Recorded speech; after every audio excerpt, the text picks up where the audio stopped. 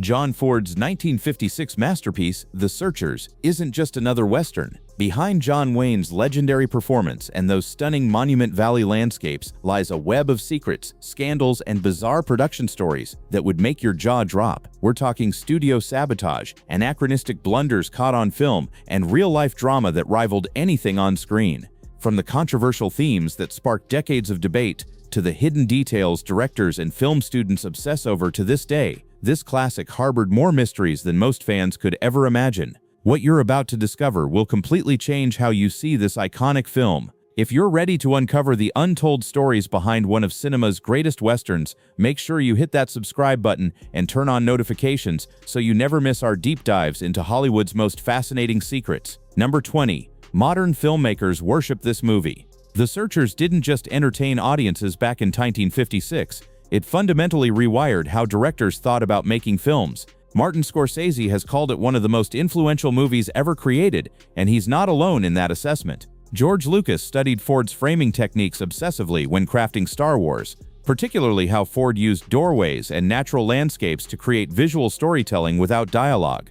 Steven Spielberg has cited specific scenes from The Searchers as direct inspiration for his own work, and you can spot homages scattered throughout his filmography if you know where to look. The film's influence stretches far beyond Hollywood's elite directors into the DNA of modern cinema itself. Paul Schrader built his entire career analyzing what made Ethan Edwards tick, writing extensively about the film's exploration of obsession and isolation. Filmmakers from Japan to France have referenced Ford's masterwork, turning this Texas-set Western into a global template for visual storytelling. The movie essentially became required viewing in film schools worldwide, with professors breaking down every frame to show students how Ford achieved the impossible, making a morally complex anti-hero compelling without ever asking audiences to fully sympathize with him. But that widespread influence almost never happened because of what went down during production. Number 19. Monument Valley became Ford's obsession. John Ford didn't just stumble upon Monument Valley for The Searchers. He had been cultivating his relationship with this stunning location for nearly 2 decades before filming began.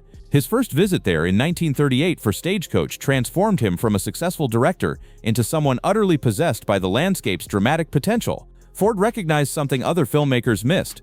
Those towering sandstone formations weren't just pretty backgrounds. They were characters themselves that could convey emotion, scale, and the overwhelming power of nature against human ambition. The director became so protective of Monument Valley that he essentially claimed it as his personal filming territory, discouraging other studios from using the location. He developed deep relationships with the Navajo families living there, employing them as extras and crew members across multiple productions spanning decades.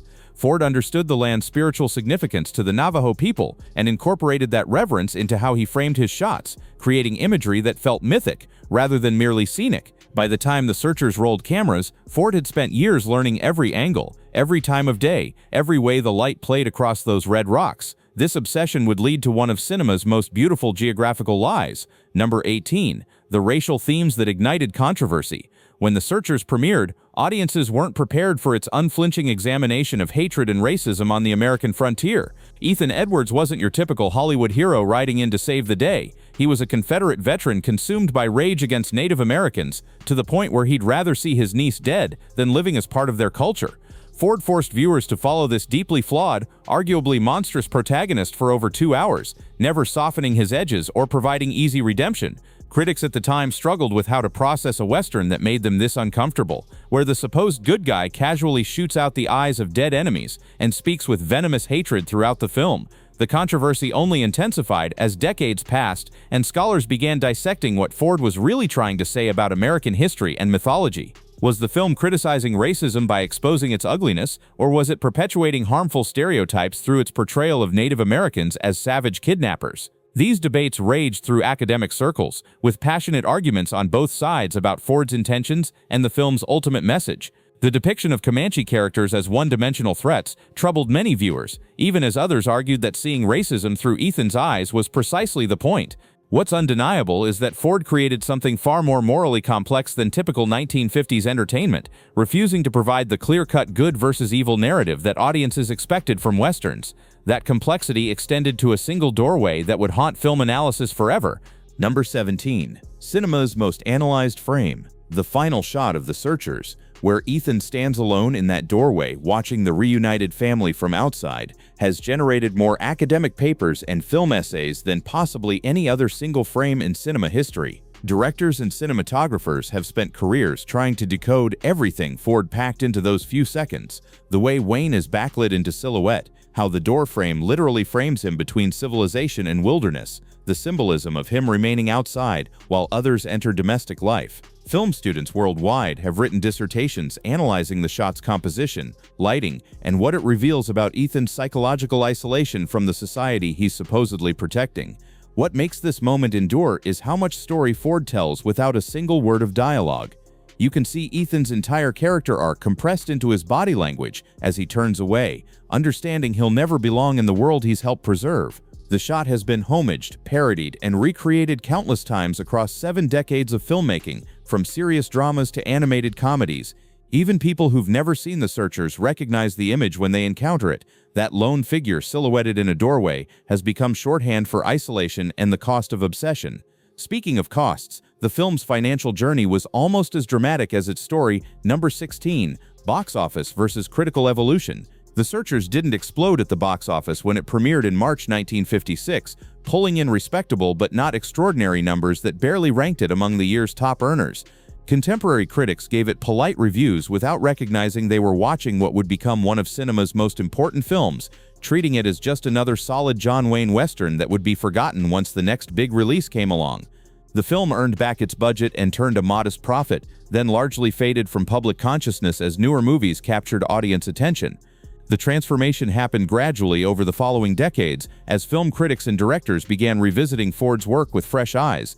French New Wave filmmakers championed The Searchers in the 1960s, arguing that American critics had completely missed its artistic achievements. By the 1970s, the movie was being taught in film schools and appearing on critics' best-of lists, climbing higher each year.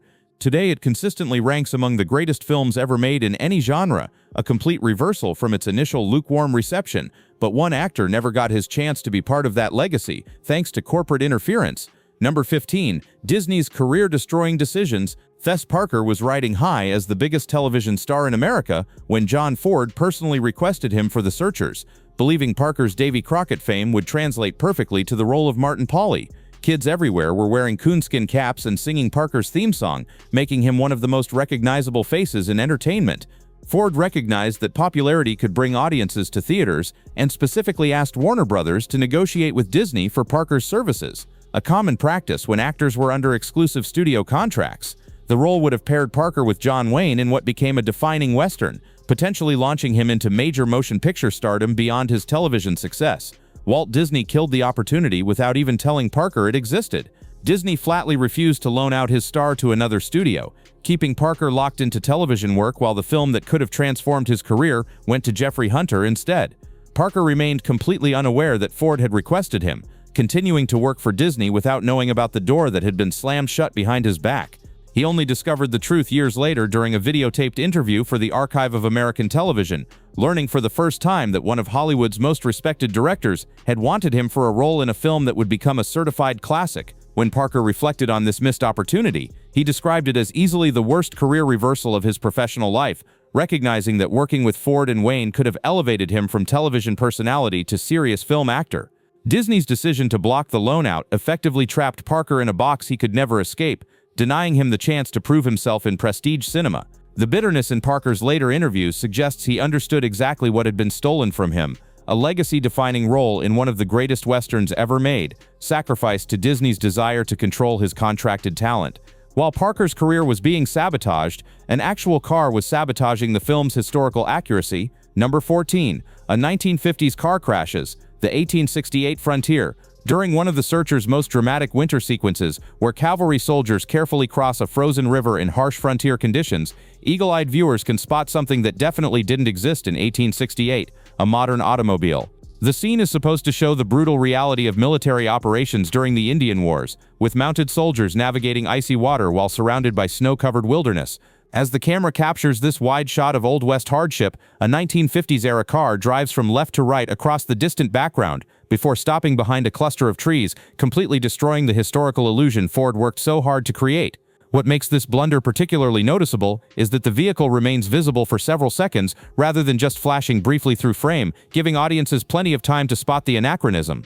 It was likely a crew vehicle or possibly a local resident who wandered into the shot, but either way, it represents a glaring continuity failure that made it into the final cut. That wasn't the only modern intrusion that slipped past Ford's usually meticulous eye.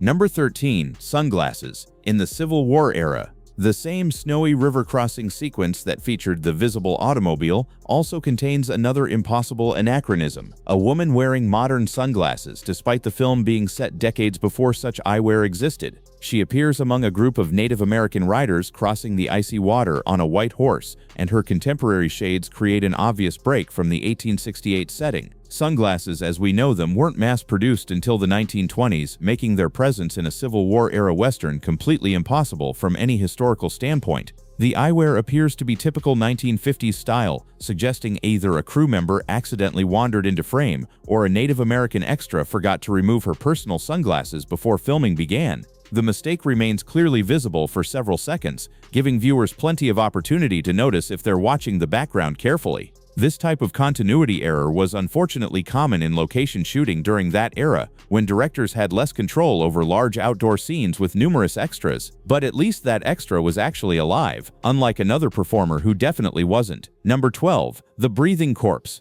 One of The Searcher's most noticeable continuity failures occurs when the characters discover what's supposed to be a dead Native American warrior pinned beneath a boulder. The scene is meant to show the brutal aftermath of frontier violence, with the searchers removing the rock to examine what they've found.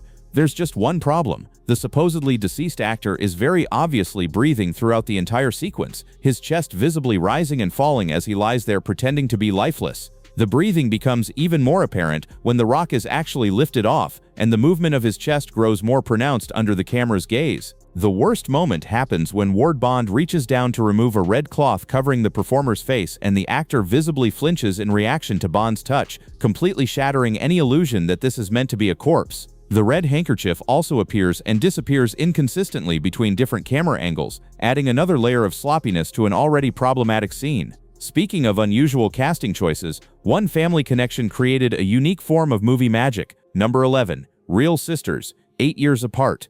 The Searchers made one of Hollywood's most unusual casting decisions by having real-life sisters Lana Wood and Natalie Wood play the same character at different ages, despite an 8-year age gap between them. Lana, the younger sister, portrayed child Debbie Edwards, who gets kidnapped at the film's beginning, while Natalie played the teenage version discovered years later living with the Comanche. This 8-year difference meant Lana was actually closer in age to the character she was supposed to grow into than typical movie timelines would suggest. The Wood sisters brought natural family resemblance to their shared role that helped sell the transformation better than unrelated actresses could have achieved, with their similar facial features, expressions, and mannerisms creating subtle connections that made the characters' aging feel authentic. The casting essentially captured both sisters at important moments in their respective careers, with Lana making one of her earliest film appearances while Natalie transitioned from child roles to more mature parts. Natalie's participation led to some unusual production logistics involving high school and Hollywood royalty. 18-year-old Natalie Wood was still attending high school during The Searchers production in 1955 and 1956, creating scheduling challenges that required creative solutions. Because she was legally required to attend classes, the production had to work around her school schedule whenever important filming days required her presence. On several occasions, John Wayne and Jeffrey Hunter personally drove to Wood's high school to pick her up so she could make it to the filming location on time. The sight of these two major Hollywood leading men arriving at a regular high school created absolute pandemonium among Wood's fellow students, particularly the female students who were already devoted fans. Word would spread rapidly through the hallways whenever Wayne's car appeared in the parking lot, and crowds of excited teenage girls would gather to watch their classmate leave with some of Hollywood's biggest names for another day of movie making. Those same Hollywood names found themselves in an unexpectedly graceful situation. Number 9. When stuntmen became dancers. Some of Hollywood's toughest stuntmen found themselves in an hilariously unexpected situation during the filming of The Searchers' dance scene before the wedding ceremony. Director John Ford decided to fill out the dancing crowd by casting several of his regular stunt performers as party guests, leading to an amusing sight that entertained the entire cast and crew. Chuck Hayward, Terry Wilson, John Hudkins, Fred Kennedy, Frank McGrath, and Chuck Roberson, all legendary figures known for dangerous action work and masculine reputations, suddenly found themselves spinning around the dance floor in a lighthearted social scene. The sight was apparently so entertaining that the cast and crew immediately dubbed them Ford's Chorus Girls, a nickname that stuck throughout production. After the scene wrapped, the camera caught Wayne surrounded by 3 men who had served as his stunt doubles at various times, creating a unique behind-the-scenes moment. One performer faced his own doubling situation due to scheduling conflicts. Number 8. The Mysterious Double. Hank Worden faced a scheduling conflict that required creative filming solutions and resulted in one of the production's more unusual behind-the-scenes stories. Worden, who played eccentric Mose Harper, was simultaneously committed to finishing work on another Western called The Indian Fighter, meaning he wasn't available for all scenes requiring his character to appear alongside the Texas Rangers in Monument Valley. To solve this without delaying production, filmmakers used a stand-in actor for wide group shots where the Rangers ride together across Monument Valley's sweeping landscapes. This substitute was carefully positioned in the background and instructed to keep his face turned away from the camera or partially hidden, making it impossible for viewers to see it wasn't actually Worden. Once Worden finished his other movie and returned, all his close-up shots were filmed separately and edited together so seamlessly that most viewers have never noticed 2 different people playing Mose Harper. The location itself was playing double duty as something it definitely wasn't. Number 7. The Geographic Impossibility. The Searchers presents one of the most beautiful yet geographically impossible settings in Western film history, as the story explicitly takes place in northwestern Texas but was actually filmed in Monument Valley on the Arizona-Utah border. The opening title card clearly states Texas 1868, establishing that all action occurs in the Llano Estacado region, known for flat grasslands and wide open spaces stretching across the Texas Panhandle. What audiences actually see is Monument Valley's iconic terrain with towering red sandstone buttes, massive rock formations, and distinctive spires rising dramatically from the desert floor, located hundreds of miles from Texas in a completely different geological environment. The contrast couldn't be more striking. Real Texas plains consist of relatively flat terrain with gentle rolling hills, while Monument Valley features some of North America's most dramatic vertical rock formations. Ford chose Monument Valley for cinematic impact rather than geographic accuracy, understanding how the dramatic landscape would elevate the story beyond realism into the realm of legend. Ford's obsession with sharing that mythic process led to a groundbreaking promotional innovation. Number 6. Hollywood's first making of. The Searchers broke new ground in film marketing when Warner Bros. Produced and broadcast one of the very first behind-the-scenes television programs in movie history, creating a promotional concept that would eventually become standard practice throughout the entertainment industry. This groundbreaking documentary-style program aired in 1956 as a special episode of Warner Bros. Presents, the studio's weekly television series designed to promote upcoming film releases. The making of program was specifically requested by director John Ford himself, who recognized the potential value of showing audiences how movies were actually created. This was revolutionary at the time, as movie studios typically kept their production methods secret and maintained mystery around how films came to life, believing that revealing too much behind-the-scenes information might diminish the magic. The television special covered most aspects of making The Searchers, including extensive preparation for filming in remote Monument Valley, construction of props and sets, and various techniques Ford used to capture the sweeping Western landscapes. Hosted by television personality Gig Young, the program helped establish a template for future promotional documentaries and demonstrated that audiences were genuinely interested in learning about the creative process, paving the way for countless making of specials in subsequent decades. One creative process led directly to rock and roll history. Number 5. The line that launched a hit. A young musician from Lubbock, Texas named Buddy Holly saw The Searchers at a local theater in summer 1956 and was struck by John Wayne's repeated use of the phrase, "That'll be the day." The line, delivered with Wayne's characteristic drawl when responding with skepticism, stuck in Holly's mind long after he left the theater. Inspired by this simple but memorable dialogue, Holly and his friend Jerry Allison used it as the title and central hook for a new song they began composing. The song became the only #1 hit for Buddy Holly and the Crickets in 1957, transforming Wayne's casual movie dialogue into one of early rock and roll's most recognizable songs and creating a lasting connection between Ford's Western masterpiece and American popular music that few people realize exists. Wayne's personal connection to the film ran even deeper than inspiring pop culture. Number 4. The Ultimate Tribute.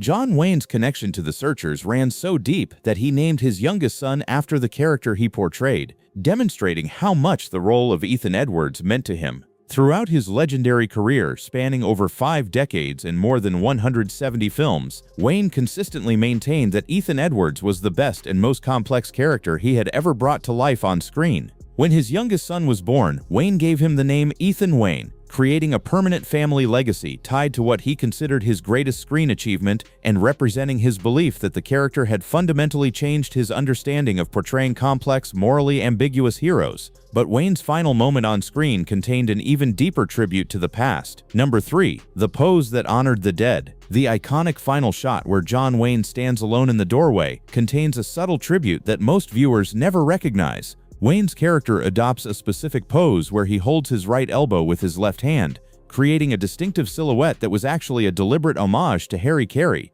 a legendary Western star who died in 1947 and had been one of Wayne's early mentors. Carey frequently used this exact gesture in his films, and fans would have recognized it immediately. What makes this even more poignant is that Carey's widow Olive appears in the film as Mrs. Jorgensen, while their son Harry Carey Jr. plays Brad Jorgensen. Director John Ford specifically arranged for Olive Carey to watch from off-camera during filming of that final doorway scene, allowing her to witness Wayne's tribute to her late husband. One character's connection to the past was more literal than anyone expected. Number 2. The Real Mad Mo. The eccentric character of Mose Harper wasn't simply a screenwriter's invention, but was based on a real historical figure who became a legend throughout the American Southwest. The actual person was known as Mad Mo, a frontiersman and Indian fighter whose unusual behavior made him famous among settlers and soldiers during the mid-1800s. He earned his nickname through his reputation as a half-crazy but surprisingly effective fighter who operated according to his own peculiar logic. His most bizarre characteristic was an inexplicable fondness for rocking chairs, which he somehow managed to transport with him even during long journeys through harsh desert terrain. Stories spread about encounters with this eccentric frontiersman sitting in his rocking chair in the most unlikely remote locations, and the filmmakers incorporated these elements into Hank Worden's portrayal. And finally, the moment that started everything. Number 1.